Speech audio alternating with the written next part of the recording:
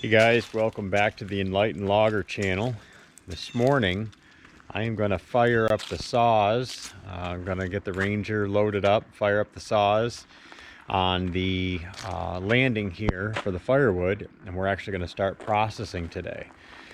We've got a beautiful sunny day on tap. It's supposed to hit, I don't know, low 70s or so today. Started out a little chilly. It was 42, 43 degrees. Just a beautiful, crisp fall morning. Great opportunity to get out here and get some work done because today is freewheeling Friday for me. It's not going to be a crazy hard day. It's just going to be something I enjoy doing and want to start the process. I've got a couple of teenagers that want to make some money so they can make some by splitting and helping me sell the firewood, but this is just about getting out there and enjoying the fresh air and loving the process of cutting firewood. So I'm going to get loaded up, and in a few minutes I'll have you set up on the landing and show you what we're working on. All right guys, got the Ranger loaded up. Gonna get it started here, take you on a little drive.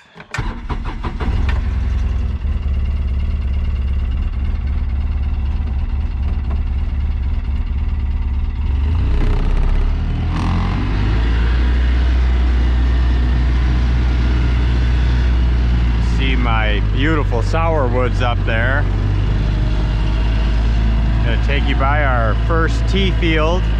Look at how great those things are doing. They're doing awesome. They've at least doubled in size since we put them in, so they're doing great. Little peach tree there. All the raised beds that the deer keep getting after.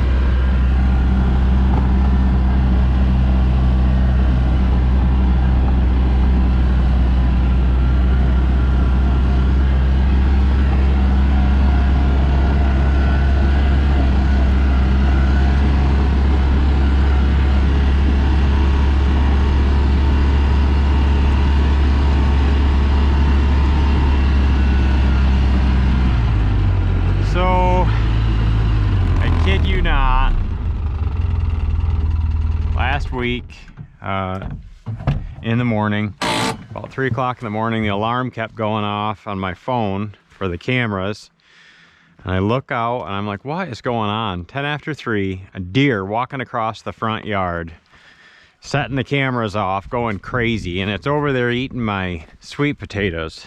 And it's like, what in the world? So of course, after I'm up, I can't go back to sleep.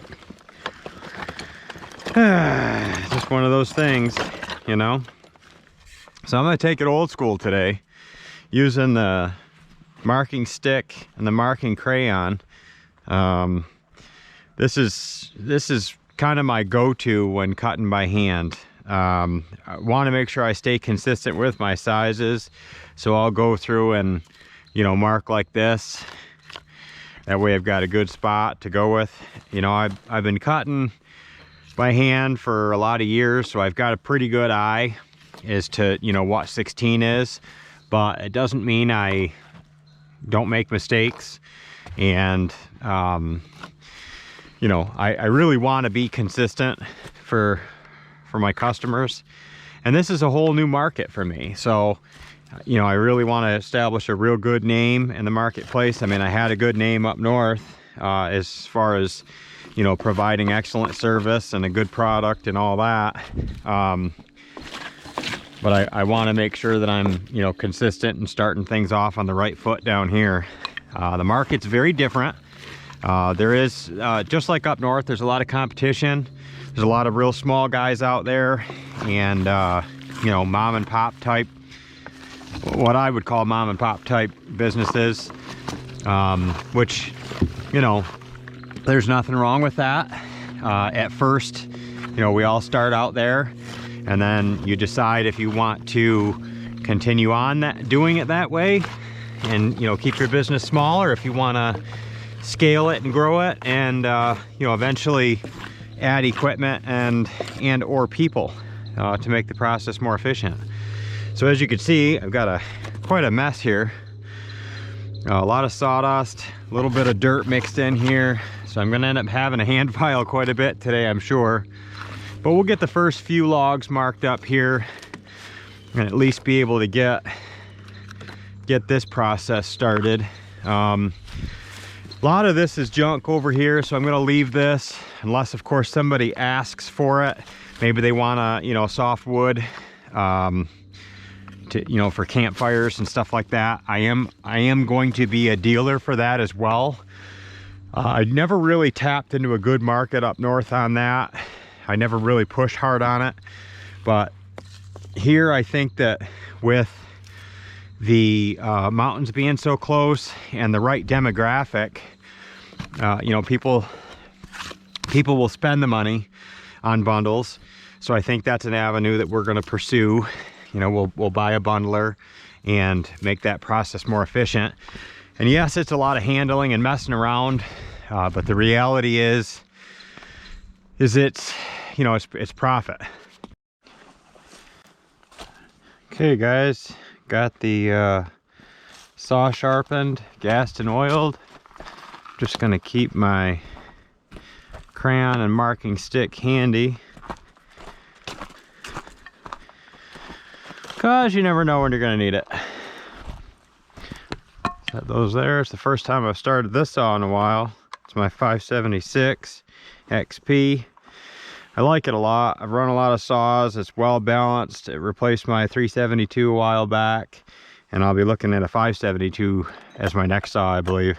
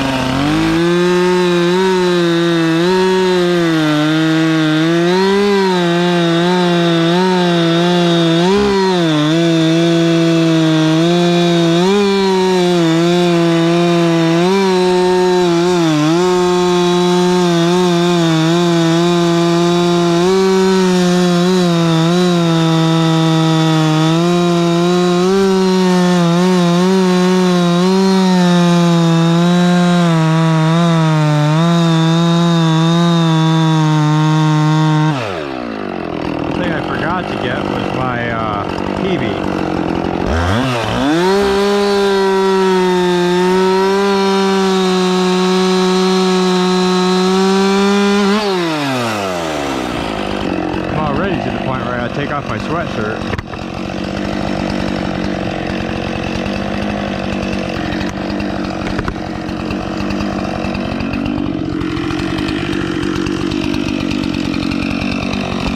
See if I can roll this without too much work. There we go. Now we can get a little bit more of it.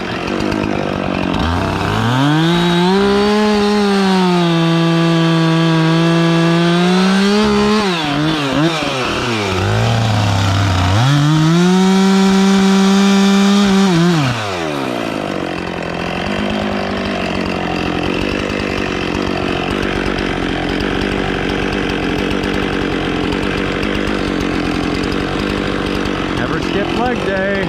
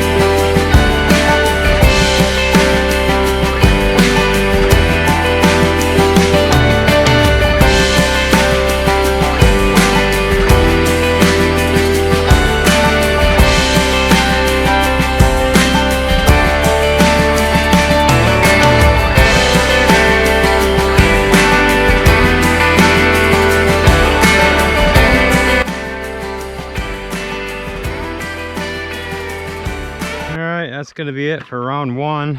I got to sharpen the saw already. Got to go and get my PV, maybe grab a little bit of water.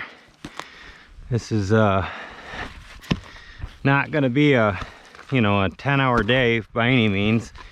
I decided a while ago that I wanted to really slow down a little bit and enjoy a little bit more of the process, because I tend to overdo it, and then next thing you know, I can hardly move, and it's not so much fun when you're over the age of 40, rapidly approaching your mid-40s.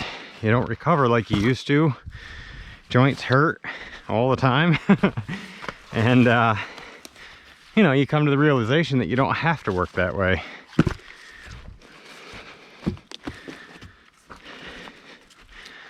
Having done it up north, built a pretty successful business. I know how to do it the slow way, and I also know how to do it the hard way.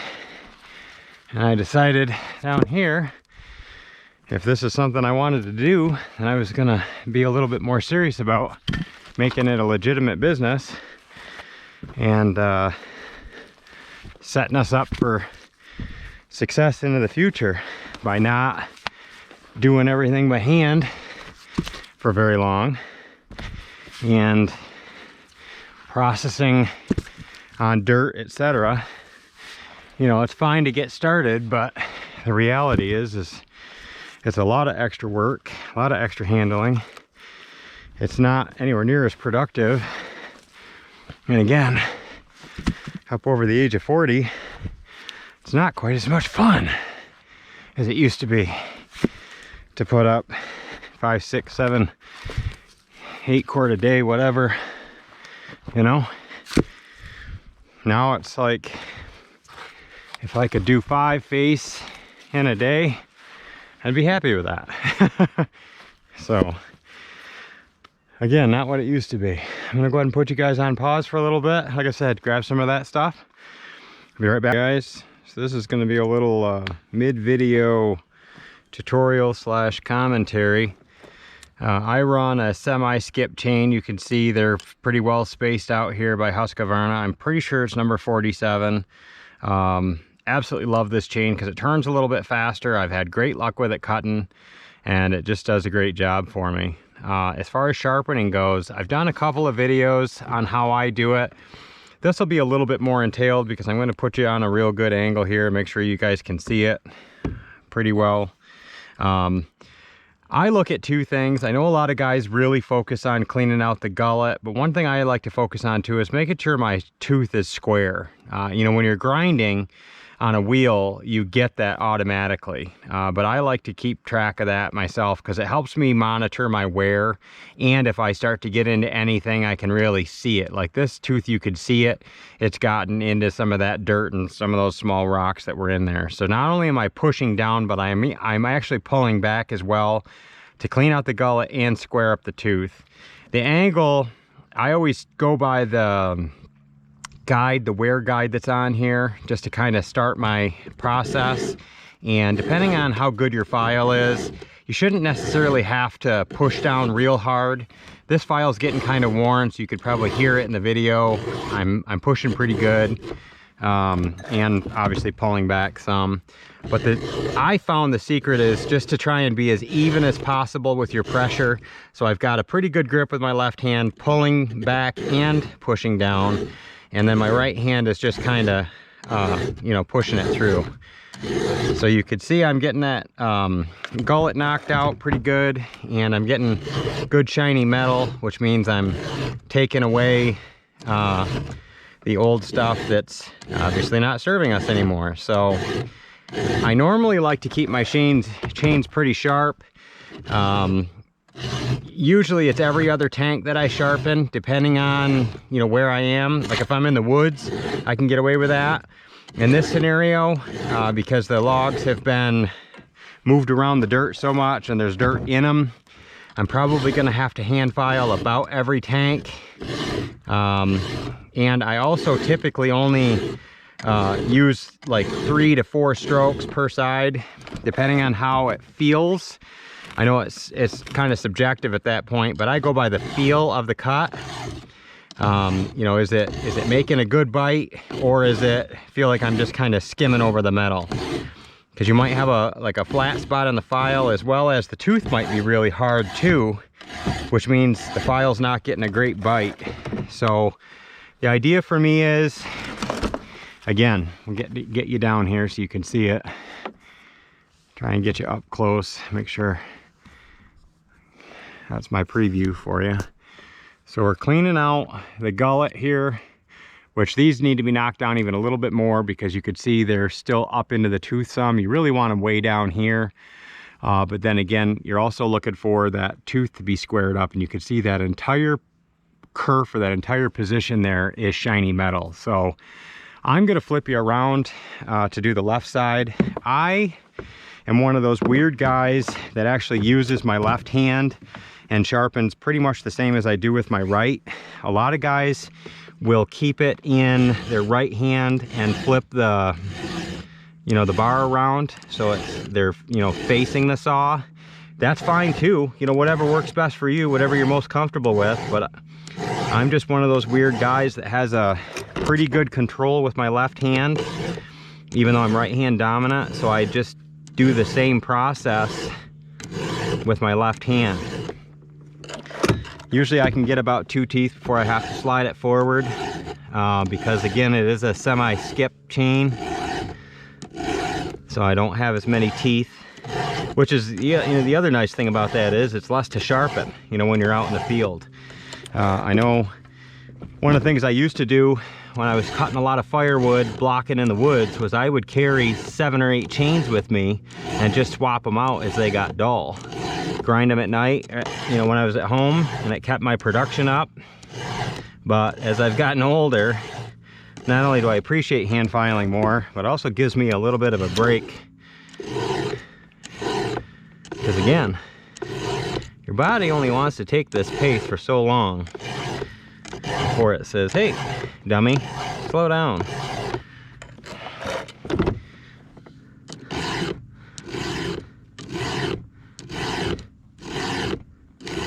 So there's a lot of ways to measure the teeth to see how you're doing. You know, obviously you can visual it. There are gauges out there to measure your the height of your rakers and against the tooth itself. I personally don't use those. I don't really know much about them. I just go by feel, which I think is probably the old school way of doing things. And as far as my general rule of thumb, when it comes to rakers, is I take them down every other time. I didn't do it when we first started this morning, so I am going to take the rakers down now after I put gas and oil in.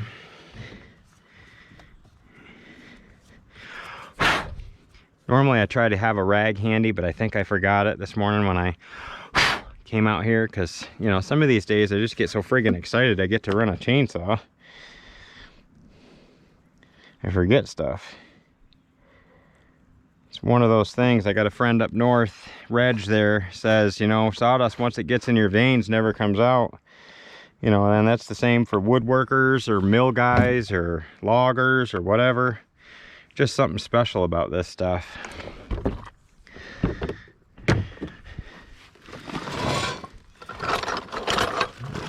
See if I have my flat file in here. I do. Usually the same thing. I usually try and do about 2 strokes across just to knock the rakers down. Again, I'm not one of those guys that uses the gauge. It's probably smart to do that, especially with the guys that are newer. And it's definitely more duplicatable. So if you've got a business and you're trying to teach your employees, you know, a certain way to do things, a gauge is a great way to go. Again, I'm just not super familiar with them, and I just go by feel. So if it starts hopping and skipping, I know I've got uneven rakers. But in the same token, I've also got a pretty good grip on the saw, so I'm not worried about it taking me in a place I don't want to go. So we'll switch this guy around here, take these breakers down, and then I'm gonna jump back into it. I'm gonna have to go pretty slow here because of the wood is real dirty there. I'm getting down into some of those lower logs. Like I said, I was trying to be careful the other day moving them with a tractor, but unfortunately with that grapple every now and then I get bites of dirt, and then you know they already had dirt on them from being moved around 2 and 3 times on that landing. So I figure now is the time to stop moving them around, process them, and move them one more time out the door. I didn't know when I got down here how big the market was going to be as far as firewood is concerned, and it's not huge, but it's big enough to start a small business with, that's for sure.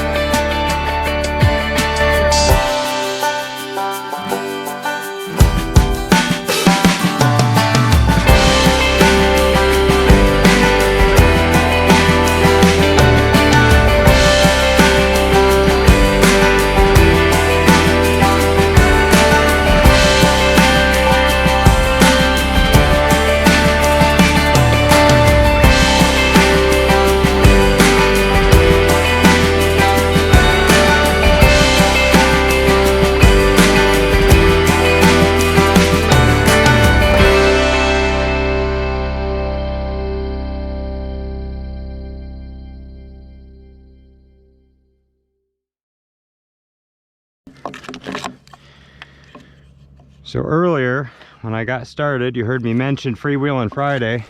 I think I've mentioned before in other videos that I work 4/10s at my job for Schneider's.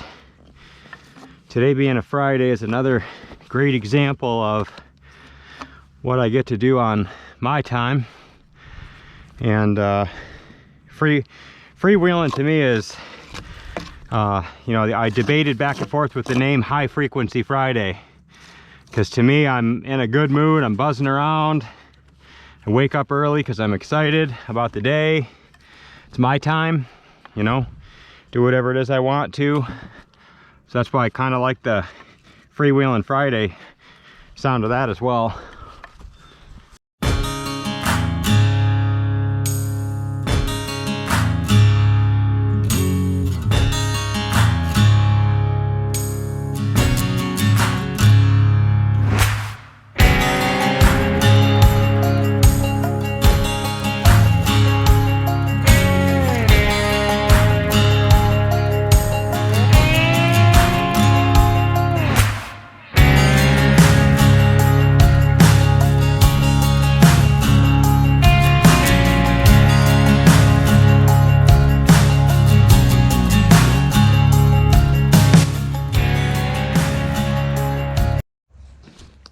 Okay guys, back with you. Been kind of picking away at this pile here. Show you what we got. 1, 2, 3, and about a half with what's there and what's blocked and not thrown on yet. Ran into some trouble with the oiler, I think, or at least the bar was gummed up, so the chain wasn't getting the proper amount of oil, so it overheated, and I think that's why it got so hard, because that metal heated up pretty good. I was having a hard time keeping an edge. But as you can see, I am right around the halfway mark through that pile or so. And I think with another few good hours, I could be through it. I'm only about, at this point, probably 2.5, 3 hours total. Like I said, I struggled with a couple of chains, had to swap some stuff out, and took a couple of breaks in there because, again, I'm not 18 anymore. So I'm going to wrap it up for the day. Got a couple other projects we'll be working on over the course of the weekend, so I'll make sure and get those on film and get them out to you guys. Hope you guys are having a great day as well. Like, share, subscribe, help us grow the channel, and I appreciate you all.